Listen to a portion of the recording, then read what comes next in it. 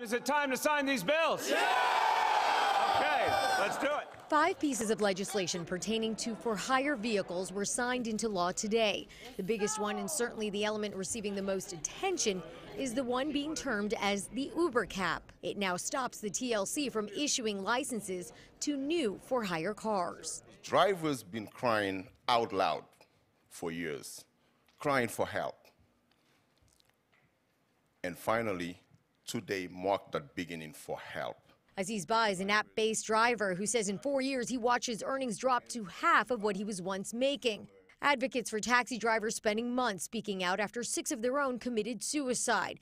They say it was due to financial hardships that could be blamed on the flood of competition. You saw us on the streets, you heard our cries, you saw the earnestness in our struggle. But take a look at this. For the past 2 days, Uber headquarters in LIC becoming flooded with hundreds of people rushing to register their cars before the cap goes into effect. You just need to submit the application. Restrictions on services like Uber, Lyft, and Via are not new to the conversation. In fact, legislation was pushed and failed back in 2015. Speaker Corey Johnson today addressing his change of heart on the issue this time around. I think another really important difference between now and 2015 is the drivers.